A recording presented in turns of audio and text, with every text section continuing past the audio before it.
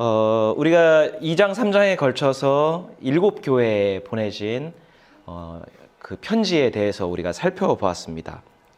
근데 우리가 살펴본 바와 같이 계시록이 7교회, 소아시아 7교회에 보낸 그 편지를 통해서 우리가 어떤 것을 얻을 수 있냐면 지금 시대를 살아가는 우리에게도 믿음으로 살 때, 신실하게 살 때 부닥치는 어떤 고민이 있습니다. 갈등이 있습니다.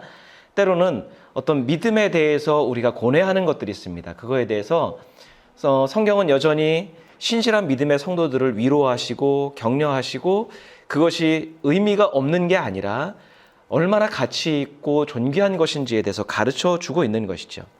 그리고 반대로는 뭐예요? 왜곡된 믿음이나 변질된 복음을 맹신하는 교회와 성도들을 질책하는 면이 있으시다고 하는 거죠. 그리고 그 변질된 믿음으로 살아갈 때 그것에 대해서 준엄한 경고를 보내시는 거예요. 그러니까 믿음만 가지고 있다고 되는 게 아니라 어떤 믿음으로 어떤 삶을 살아가는지에 대해서 계시록은 계속해서 우리에게 이야기하고 있는 거예요. 그래서 앞으로도 계속해서 반복해서 말하겠지만 계시록은 우리로 하여금 교회인 우리들, 성도인 우리들이 지금 시대를 살아가는 어떤 세상을 바른 눈으로 보도록 인도해 준다고 하는 거예요. 그러니까 우리가 믿음을 갖고 있지만 믿음의 형태가 다 다릅니다. 때로는 잘못된 믿음을 가지고 있을 수 있습니다. 그거에 대해서 계시록은 바른 믿음이 어떤 것인지 그리고 신실한 믿음을 향해 나아가는 게 어떤 것인지를 가르쳐주고 있다라고 하는 거예요. 그래서 우리가 각자 처한 상황과 환경은 다르지만 그 우리가 처한 상황과 환경에서 바른 믿음으로 살아갈 수 있도록 지혜도 주시고 지혜뿐만 아니라 용기도 주신다고 하는 거예요. 그러니까 계시록에 나오는 상징적인 언어들, 단어들을 우리가 잘 알아야 된다고 이야기했습니다. 그러니까 하나님께서는 여전히 세상을 포기하지 않으셨고 힘겨운 세상 현실 속에서 신실한 믿음의 성도들을 사랑하시고 격려하신다는 사실을 계시록은 계속 확인시켜 주는 거예요.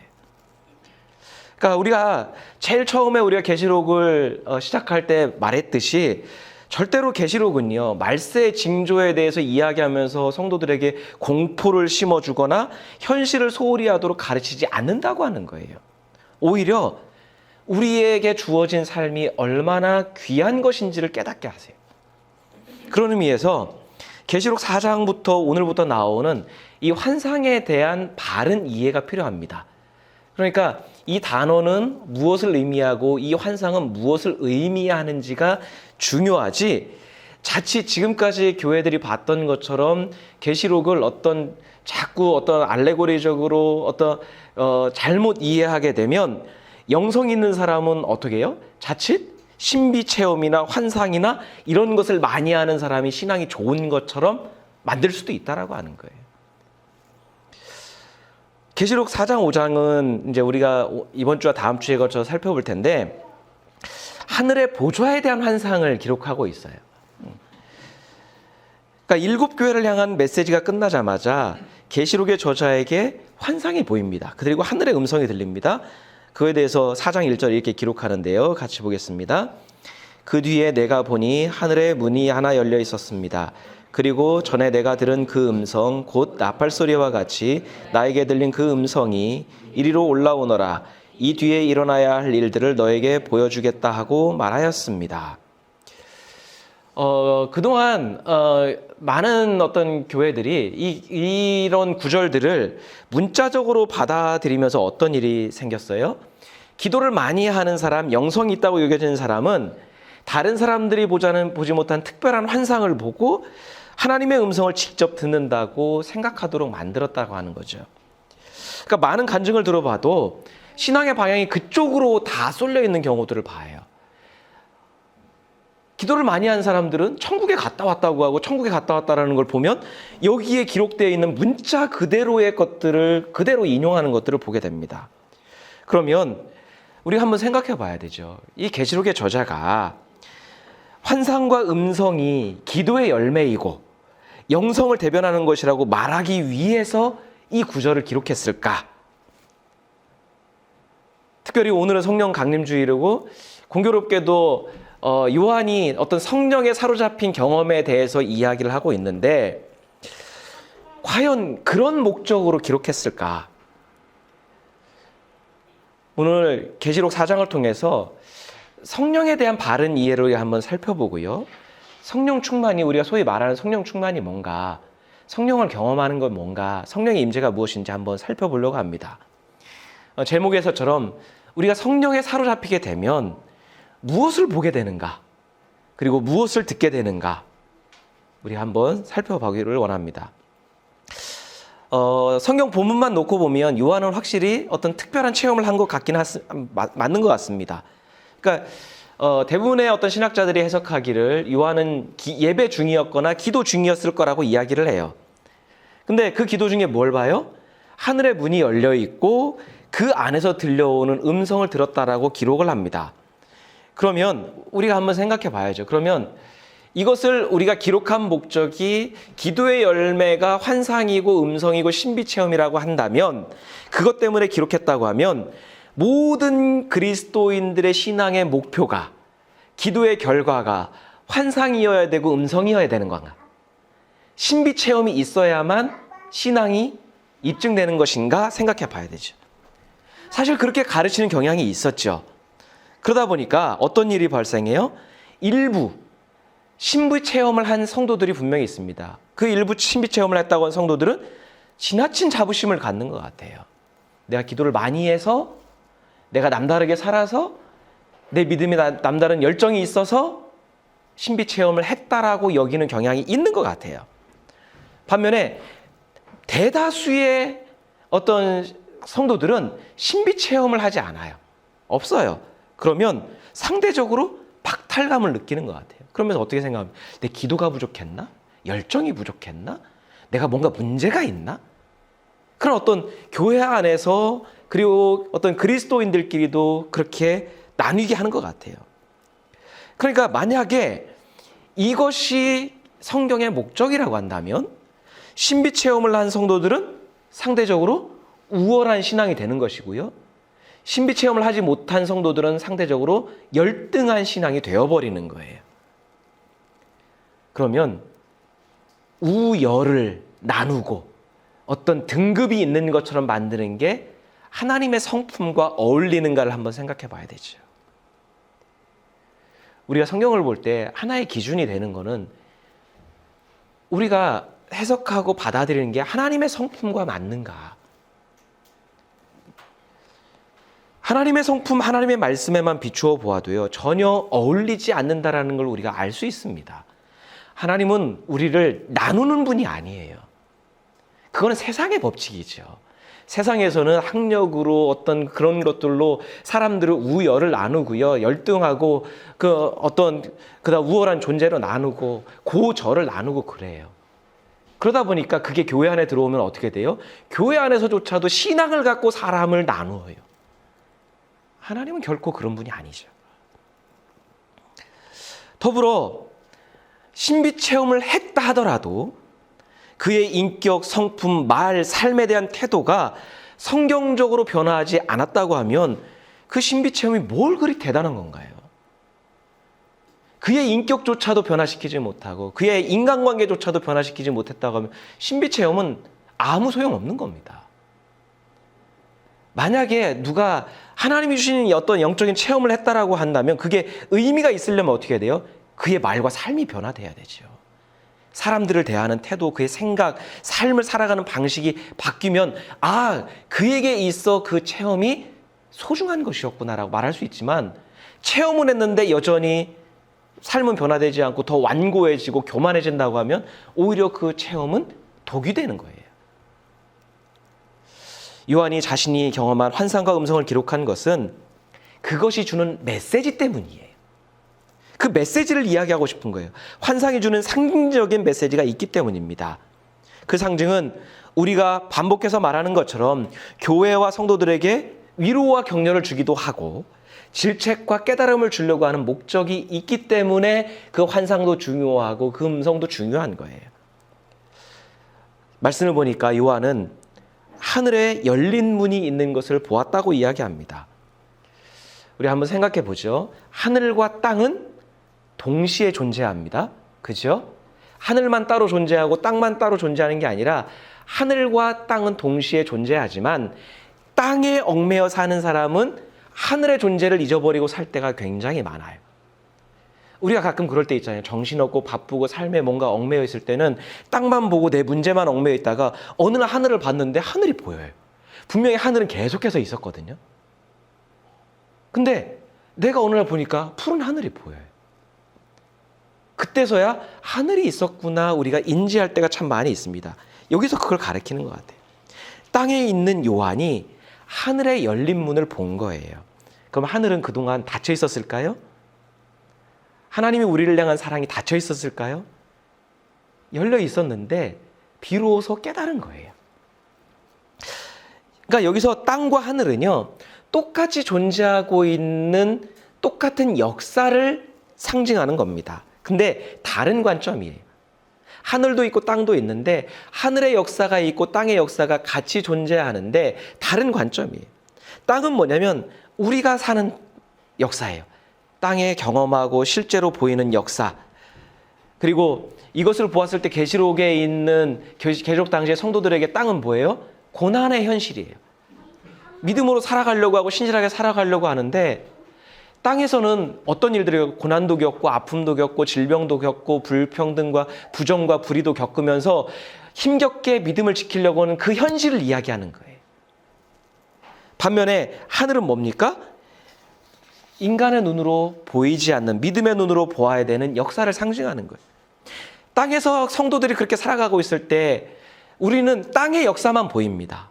그런데 하늘의 역사도 동시에 진행된다는 거예요.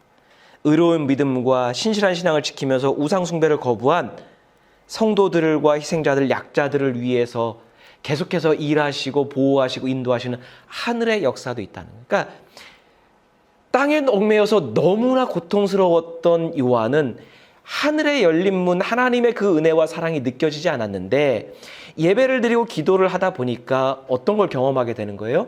아, 하늘의 역사가 있었지. 하나님이 나와 함께하고 계셨지.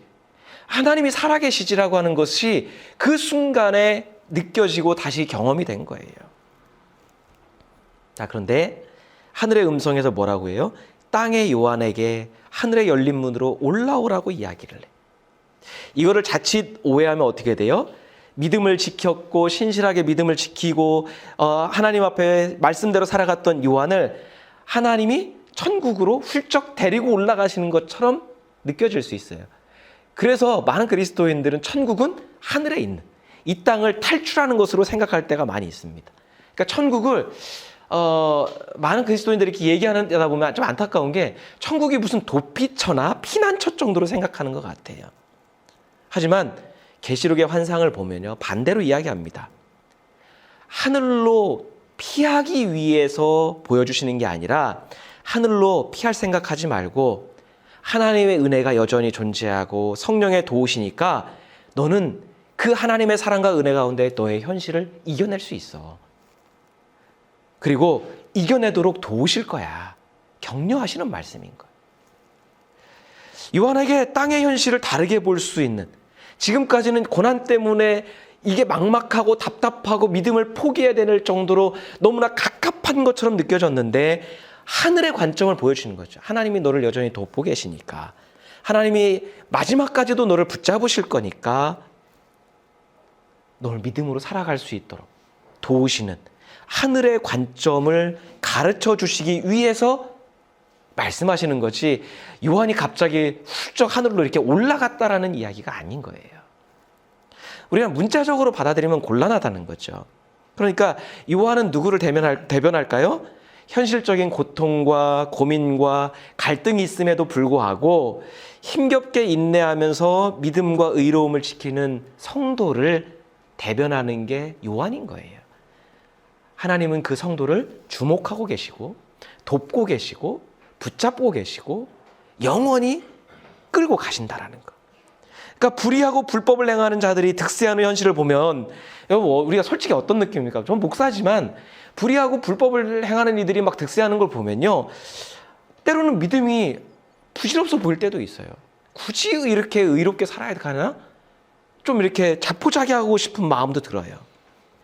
하나님은 보이지 않고 무능력해 보이기도 하고 의미 없는 믿음을 외롭게 지키는 것 같습니다. 그런데 보이지 않는 하나님의 역사, 하나님의 돌보심을 깨닫게 된다면 현실을 다르게 본다라고 하는 거죠. 내 눈으로 내 능력의 잣대로만 놓고 보는 게 아니라 그때부터는 우리가 수학 공식에 뭔가를 대입하는 것처럼 하나님을 내 인생에 대입하는 거예요. 성령의 도우심을 내 인생에 대입하여 보게 되는 거예요. 그러니까 다른 안경을 끼게 되는 거죠. 보이는 게 다가 아니구나. 그렇게 알게 되는 거죠. 자, 그런데 하늘로 올라간 요한이 하나님의 보좌를 봅니다. 2절 말씀입니다. 나는 곧 성령에 사로잡히게 되었습니다. 그런데 하늘에 보좌가 하나 놓여 있고 그 보좌에 한 분이 앉아 계셨습니다. 요한은 자신이 성령에 사로잡히게 되었다라고 이야기합니다. 그러니까 소위 말해서 성령을 체험한 거고요. 성령으로 충만해진 거예요. 근데 저는 성령 충만 뭐 이런 것보다는요. 이 표현이 참 마음에 와닿아요. 성령에 사로잡혔다. 대부분의 목회자들과 성도들은 성령이 보통 성령 하면 어떻게 이야기하냐면 성령이 부어준다. 성령 충만이라는 단어는 무엇을 연상시키냐면 내가 그릇이라고 하면은 뭔가 하늘에서 성령이 액체처럼 부어져서 기도를 많이 하면 할수록 이렇게 차오르는 그러다가 여기 꼭대기까지 딱 차면 충만이라는 단어가 그런 느낌을 주는 것 같아요. 그러다 보니까 기도하거나 그다음에 성령을 간구하는 성도들이 그렇게 연상을 하는 것 같아요. 그래서 성령이 부족해. 아직 성령 충만이 아닌 것 같아요. 그런 단어들을 쓰고 있는 것 같아요. 특히 성령 사역자들한테서 제가 느끼는 건 뭐냐면 성령을 자신이 마음대로 부릴 수 있는 어떤 존재처럼 이야기를 해요. 그러니까 제가 좀 거부감이 드는 표현이 뭐냐면 성령 받아라. 성령 받아라. 성령이 임할지어다 이렇게 하는데 마치 자신이 성령을 통제할 수 있는 것처럼 이야기하는 거. 교리상으로는 뭐라고 이야기해요? 성령 하나님이라고 이야기해요. 그럼 성령 하나님을 자기가 마음대로 그렇게 통제하는 것처럼 이야기합니다. 그러면서 또 하나 거부감이 드는 것 중에 하나는 뭐냐면 자신이 기도하면 자신이 명령하면 성령을 언제든지 줄 수 있는 것처럼 표현을 해요. 그러니까 마치 동물 사육사가 자기에 의해서 동물이 움직이는 것처럼 성령을 그쯤으로 생각하는 것처럼 들리면 너무 거부감이 드는 거예요. 근데 정확하게 말하면 뭐예요? 성령께서 우리를 사로잡으시는 거예요. 우리가 성령을 통제하는 게 아니라 성령으로 충만해진다고 하는 것은 사실은 뭐예요? 성령이 나를 통제하시는 거예요. 우리의 생각, 우리의 인격, 우리의 마음을 사로잡으셔서 하나님의 뜻으로 다듬으시고 인도하시는 게 성령의 임재죠. 그러니까 우리가 이 사람이 성령으로 충만했다, 성령과 동행한다는 걸 무엇을 통해 깨달을 수 있어요? 그의 말과 행실을 보면 알아요. 아무리 본인이 뭐 기도하고 신비 체험하고 내 성령 충만하고 은사를 받았다 하더라도 말과 인격 속에서 예수님이 느껴지지 않고 성경 속에 나오는 어떤 하나님의 성품이 느껴지지 않으면 그 사람은요 성령 동행하는 거 아니에요. 성령이 나를 사로잡으셨는데 성령이 나를 통제하는데 어떤 그런 말과 인격이 나오고 사람들을 어떻게 그렇게 대하고 그럴 수 있어요. 전 그래서 이 표현이 참 마음에 들어요. 성령에 사로잡히게 되었다. 내 마음대로 생각하지 않고 내 마음대로 말하지 않고 내 욕심대로 살아가지 않고 성령이 나를 말씀하시는 대로 끌어가시는 대로 성령이 나를 자꾸 다듬어 가시는 거예요. 성령께서는 그렇게 하나님의 뜻과 말씀을 가르쳐 주시고 뜻대로 살아갈 수 있도록 도우시는 분이기 때문이에요. 성령에 사로잡힌 요한이 하나님의 보좌를 봤어요. 하나님께서 보좌에 앉아 계시고요. 근데 이 보좌가 의미하는 건 뭘까? 그 당시에 어떤 이 보좌라는 단어를 들었을 때 고난을 당하는 성도들의 현실 속에서 보좌는 누가 앉아 있어요? 로마의 황제가 앉아 있어요. 권력자들이 앉아 있습니다. 그들이 로마가 황제가 이 세상을 호령하고 다스리고 있어요. 모든 권세가 바로 로마 황제에게 있습니다. 근데 그 황제 숭배를 거부하기 때문에 성도들은 고단한 삶을 살고 있어요. 황제의 권세가 너무 강하기 때문에 로마의 그 군사력이 너무 강하기 때문에 이게 언제 끝날지 모르니까 어떻게 돼요? 믿음과 소망을 포기해야 되나? 인간이라면 누구나 편하게 살고 싶은 욕망도 있고 때로는 어떤 세상에서 누리고 싶은 마음도 있는데 이 고난대로만 살아간다라고 생각하면 어떤 현실적인 고민이 들어요. 내가 믿음을 포기해야 되나? 조금만 타협하면, 조금만 세상에 맞추면 내가 누릴 수 있는 게, 가질 수 있는 게 많은데 고민하게 되죠. 근데 이 표현은 뭐예요? 그 보좌에, 땅에서는 로마 황제가 보좌에 앉아 모든 권세를 누리는 것처럼 보이지만 실제로는 뭐예요? 그 보좌에는 하나님이 앉아 계시다. 이 세상을 실질적으로 다스리는 건 로마의 황제가 아니라 하나님이시라는 것을 가르쳐 주는 거예요. 당장 현실에서는 불의한 자들이 득세하는 것 같고 믿음을 포기해야 편안한 삶을 살 수 있는 것처럼 보입니다.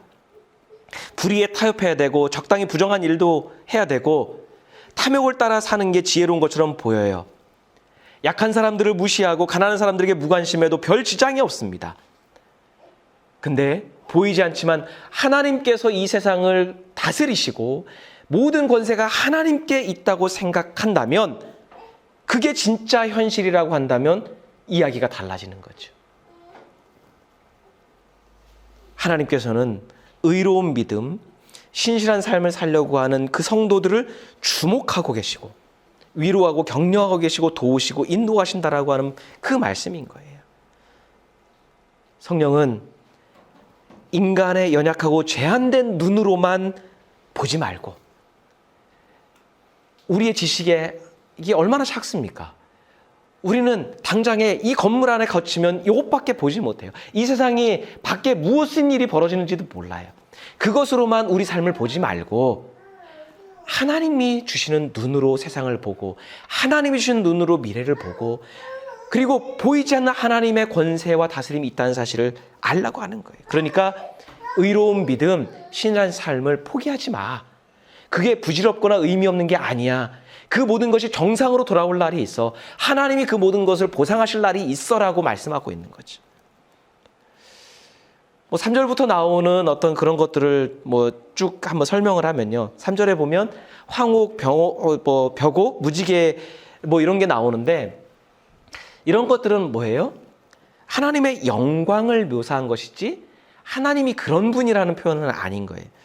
자, 유대 전통에서는 인간은 하나님을 직접 볼 수 없습니다. 왜요? 인간은 제한적이고 그리고 흠이 있기 때문에 거룩하신 하나님을 차마 보지 못해요.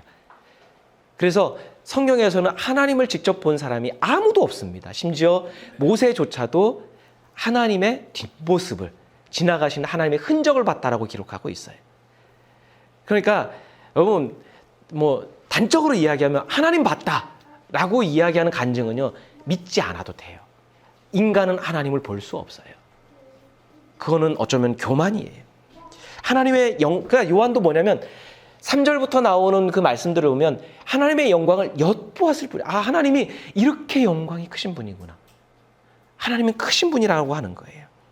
자, 그리고 그 뒤에 말씀 보면 하나님의 보좌 주변에 24명의 장로들이 앉아있다라고 이야기하는데, 24라는 숫자는 12와 12가 더해진 상징적인 숫자입니다.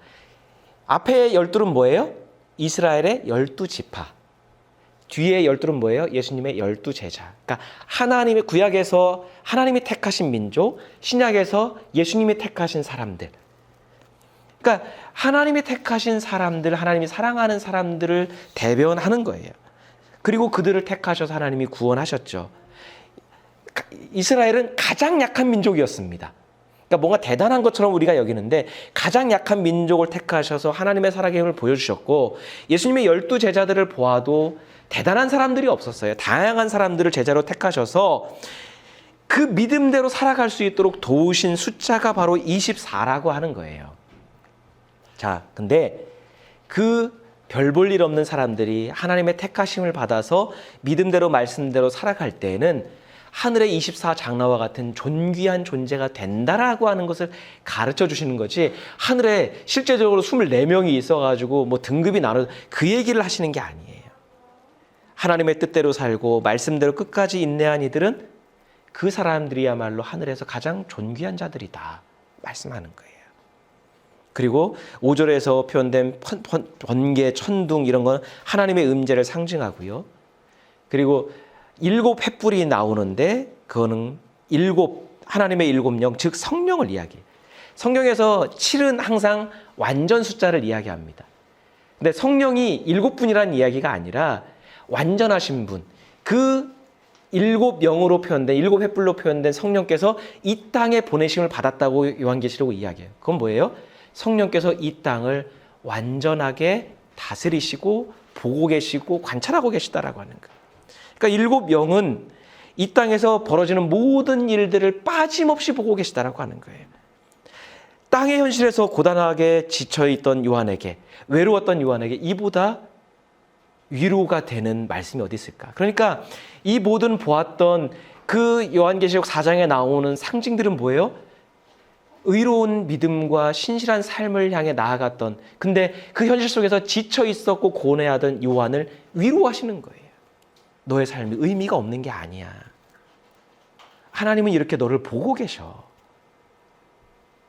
그리고 하나님은 여전히 너를 사랑하고 계시고 인도하고 계시다는 걸 보여주시는 거지, 요한이 남다른 어떤 신비 체험을 했기 때문에 영적으로 우월한 존재가 된다, 이 얘기를 하시는 게 아니라는 거예요. 그 뒤에 6절 7절에 보면 보좌 가운데 주변에 앞뒤에 눈이 가득 달린 네 생물이 있다고 기록합니다. 근데 이 똑같은 장면이 에스겔서에 나오는데요. 같이 한번 읽겠습니다. 그 네 생물의 얼굴 모양은 제각기 앞쪽은 사람의 얼굴이요, 오른쪽은 사자의 얼굴이요, 왼쪽은 황소의 얼굴이요, 뒤쪽은 독수리의 얼굴이었다. 여러분 이걸 보면 우리가 이렇게 무슨 판타지 같은 이렇게 생각하는데, 이런 말씀을 읽을 때는요, 그 당시의 세계관을 우리가 고려해서 읽어야 돼요. 여러분 사하면 생각나는 게 뭐죠? 우리가 보통 세상을 사방으로 표현합니다. 그죠? 그러니까 그 당시의 사람들은 땅이 평평하다고 생각했기 때문에 땅을 네모진 걸로 표현했어요. 그러니까 이거는 세상을 표현하는 방식이에요. 자, 그 세상이 이루어지고 있는 것이 때로는 사람, 사자, 황소, 독수리라고 하는 것을, 그래서 사람은 지혜를 상징하고요, 사자는 용맹을 상징하고요, 송아지는 우직하면서도 강함을 상징하고요, 독수리는 용맹을 상징한다고 그 당시에 일반적인 세계관이에요. 그러니까 세상을 다스리는 것들이 이런 것이다라고 하는 표현인 거지, 이런 환상이었기 때문에 무슨 판타지처럼 우리가 그렇게 하면 안 된다라고 하는 거죠. 자, 근데 중요한 건 뭐예요? 그 생물의 앞뒤에 눈이 가득했다라고 하는 표현입니다. 자, 사방을 대표하는 짐승들의 앞뒤에 눈이 가득해요. 그건 뭘 상징할까요? 그 많은 눈들은 세상을 다 빠짐없이 다 보고 있다고 하는 거예요. 하나님께서 이 땅에 벌어지는 모든 일들을 빠짐없이 다 보고 계시다라고 하는 거예요. 우리는 때로 외로울 때, 지칠 때 하나님으로부터 외면당했다라고 하는 느낌을 받습니다. 하나님이 이 땅에 대해서 무관심하다라는 현실적인 느낌을 받습니다. 근데 하나님은 빠짐없이 보고 계시다고 하는 거예요. 땅에서 고통당하는 의인들, 억울한 일을 당하는 가난하고 연약한 사람들, 악인들에게 서러움을 받는 그 신실한 의인들의, 성도들의 그 모든 상황을 빠짐없이 다 보고 계시다고 하는 거예요. 동시에 어떤 불의도 불법도 거짓도 숨겨지거나 은폐할 수 없다고 하는 것을 가르쳐 주시는 거예요. 우리는 사람에게 들키지 않으면 죄가 없는 것처럼 여깁니다. 사람만 속일 수 있다면, 이 순간만 넘어갈 수 있다면 죄를 짓지 않은 것처럼 여기는 경향이 있어요. 근데 하나님의 눈은 모든 불의와 불법과 거짓도 다 보고 계시다고 하는 거예요. 그러니까 의로운 믿음을 살아가고 있는, 하나님 말씀대로 발버둥 치는 성도들에게는 위로의 말씀이고, 하나님을 버리고 은근히 불의와 불법에 타협하고 있는 이들에게는 뭐예요? 준엄한 경고의 말씀이 동시에 되고 있는 거죠. 만약 이러한 현실을 아는 사람이라면 불의와 거짓을 멀리하기 위해서 노력하겠죠. 막막하고 힘겨운 현실에서 믿음과 의로움을 지킬 힘과 위로를 얻을 거예요. 나를 지켜보는 분이 계시는구나. 세상의 불의함과 불공평에 맞설 수 있는, 저항할 수 있는 희망도 갖게 될 거예요. 하나님이 도우시니까. 그런데 온 땅을 살피는 네 생물이 어떻게 노래합니까? 우리 8절 말씀 같이 읽겠습니다. 거룩하십니다. 거룩하십니다. 거룩하십니다. 전능하신 분 주 하나님, 전에도 계셨으며 지금도 계시며 또 장차 오실 분이십니다. 네 생물의 찬송은 뭐예요? 하나님께서 모든 역사를 다스리고 계시다라는 하나님의 주권을 드러내는 거예요. 하나님은 전능하신 분입니다. 지금의 성도와 의인의 고난은 하나님께서 무능력하시기 때문이 아니라는 거예요. 땅에 있는 부족한 우리의 인간적인 제한적인 지능으로 이해할 수 없지만 하나님은 여전히 땅을 다스리고 계시다고 하는 거예요. 내 생물은 성도로 하여금 그 사실을 다시 기억하게 하는 거예요. 하나님은 전에도 계셨고 지금도 계시고 장차 오실 분이라고 하는 거예요. 하나님의 때가 반드시 있다고 하는 거예요. 모든 역사가 빠짐없이 다 하나님 안에 있다라는 거를 증언하는 게 이 찬양인 거예요. 사람은요, 지금 현실밖에 보지 못합니다. 지나간 과거도 통제할 수 없고요. 당장의 한 시간 앞에 다가올 시간도 통제할 수 없어요. 당장의 인간은 이것밖에 보지 못하고 여기에서밖에 일을 못해요. 그래서 현재의 고난과 내가 겪는 고민과 고통이 더 크게 보이지만 하나님께서 모든 역사를 주관하고 계시다라면 그 하나님 말씀대로 산다고 한다면 그 현실을 이겨낼 수 있다는 거예요. 그리고 성경에서 누누이 강조하는 것처럼 그렇게 믿음으로 인내하면서 한순간 한순간을 살아가면 하나님의 거룩하심과 같이 거룩한 존재가 되어가는 거죠. 땅에 존재하지만 땅의 현실에 주저앉지 않는 거룩한 믿음을 마음에 품고 매 순간을 살아가는 거예요. 남들이 어떻든 불의한 자들이 승승장구하든 불법으로 성공을 하든 그것이 나의 부러움이 대상이 아니라 나에게서 가장 고귀한 가치는 뭐예요? 신실한 믿음, 의로운 삶인 거예요. 내가 이렇게 살 수 있는 것에 감사하고 이것을 소중히 여기는 믿음을 주신 것에 감사하며 사는 거죠. 내 생물의 찬양을 듣던 하나님 보좌 주변에 24장로들도 그거에 호응을 합니다. 같이 읽겠습니다. 우리의 주님이신 하나님, 주님은 영광과 존귀와 권능을 받으시기에 합당하신 분이십니다. 주님께서 만물을 창조하셨으며 만물은 주님의 뜻을 따라 생겨났고 또 창조되었기 때문입니다. 여러분, 우상 숭배자들에게 있어서 주님은 누구였어요? 로마의 황제예요. 그들이 숭배하는 우상입니다. 그래서 황제에게 충성하고 현실에 타협해 살 수 있고 그 황제에게 굴복해야 현실적인 혜택을 누릴 수 있습니다. 그 현실 속에서 성도들은 고통을 당해야 되고 고민해야 되고 심히 갈등을 했어요. 그 날이 지속되다 보니까 일부의 성도들은 어떻게 돼요? 믿음을 떠나요. 하나님을 떠나요. 그래서 주님을 바꿔요. 하나님이 주님이 아니라 로마의 황제를 주님으로 받아들였어요. 왜요? 역사와 세상의 주관자가 하나님이 아니라 로마 황제구나 믿는 순간에 그의 주인이 바뀌는 거예요. 왜요? 암울한 현실이 바뀌지 않아. 세상은 절대로 바뀌지 않아. 라고 하는 믿음이 생기는 순간에 하나님이 아닌 현실 속에 있는 권세자들에게 굴복하고 그들을 주님으로 받아들이는 거예요. 역사와 세상을 다스리시는 하나님이 보이지 않으면 우리가 어떻게 되나요? 현실에 타협하기 시작합니다.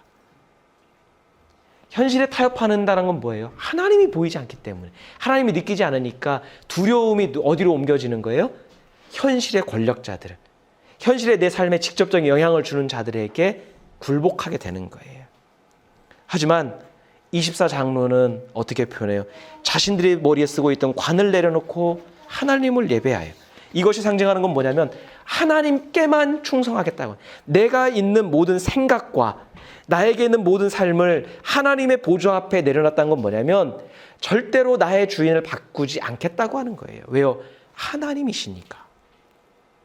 보이는 현실에 타협하거나 굴복하지 않고 인간의 눈으로 보이지는 않지만 실제하는 하나님의 통치를 믿고 끝까지 신뢰하며 믿음과 의로움을 지키겠다고 하는 고백이 이 안에 담겨 있는 거예요. 우리가 봤지만 계시록은 성령에 사로잡히게 되면 환상이 보이고 신비한 음성이 들린다, 이것을 말하는 게 아닙니다. 성령에 사로잡히면 신비한 능력이 생기거나 은사를 받아 특별한 존재가 된다고 말하는 것도 아니에요. 성령에 사로잡힌 요한은 역사를 보는 눈이 바뀌고 현실을 바라보는 관점이 바뀌었다고 이야기하는 거예요. 보이지 않는 하나님의 역사를 보고 믿으니까 지금껏 힘겹기만 했던 삶을 대하는 태도가 바뀌었다고 이야기하는 거예요. 땅의 현실에 좌절하거나 주저앉지 않고 신실한 믿음과 의로운 믿음을 지킬 소망을 다시 한번 얻게 된 거예요. 성령에 사로잡히게 되면 그런 힘과 지혜와 능력을 받게 된다고 말씀하고 있는 거예요. 성령의 도우심으로 힘도 얻고요, 위로도 얻고 격려도 얻어요. 성령께서 보이지 않는 하나님의 다스리심, 하나님의 인도하심을 깨닫게 하기 때문이에요. 성령은 우선 성도를 변화시킵니다. 특별히 기도하는 성도를 변화시킵니다. 성령을 통해 세상을 대하는 태도, 삶에 대한 자세가 하나님 중심이 되도록 인도하시는 분이 성령님이세요. 그리고 하나님 나라는 그런 성도들의 삶을 통해서 이루어져 가는 거죠. 도르시 죄레라는 사람이 나를 따르려면이라는 책을 지었는데 거기에 이런 내용이 나옵니다. 하나님은 우리가 동전을 집어넣고 원하는 것은 무엇이나 얻을 수 있는 기계가 아니다. 그러나 기도는 기도하는 사람을 변화시킨다. 정의 또는 불의에 대한 승리 또는 성공과 안녕 또는 살 가치가 있는 삶을 진정으로 원하는 소망, 이러한 것들을 바라는 것은 자동적으로 이루어지는 것이 아니다. 인간은 이러한 것들을 바라는 법을 배워야 한다. 기도하는 것은 반란을 일으키는 것이다. 기도하는 사람은 만사가 다 그런 식이고 그게 그거다라고 말하지 않는다. 기도하는 사람은 만사가 다 그런 식이지만 그렇게 되어서는 안 된다. 그리고 이러한 것들은 변화되어야 하는 것들이다라고 말하기 때문이다. 왜요? 기도하면 하나님께서 우리에게 남다른 관점을 주시기 때문입니다. 지금의 보이는 것만 보는 게 아니라 보이지 않는 하나님의 손길, 하나님의 뜻이 보이기 때문에 다 그게 그거지, 만사가 그렇지라고 이야기하는 게 아니라, 아니야, 저건 하나님의 말씀 안에 변화되어야 되는 것이고 변화될 수 있어. 우리는 그것 때문에 부르심을 받았어 라고 이야기한다는 거죠. 우리는 기도하는 삶을 살고 있습니까? 우리 삶은 성령에 사로잡힌 삶인가요? 현실에 얽매인 삶인가요? 성령에 사로잡힌 사람은 변화된 삶을 살게 됩니다. 세상을 바꾸려는 거대한 뜻이 아니라 불의한 현실에 믿음으로 저항하며 거룩함으로 인내한 삶을 살게 되는 거예요. 그리고 세상은 신실한 성도의 삶을 통해 변화되고 하나님 나라로 바뀌어져 가는 것이죠. 성령에 사로잡히기를 갈망하고 내가 성령을 통제하는 게 아니라 성령께서 주시는 지혜와 능력으로 매 순간을 믿음으로 살아내는 우리가 되기를 원합니다. 하나님은 여전히 우리 삶을 붙들고 인도하고 계십니다. 우리 함께 같이 기도하겠습니다.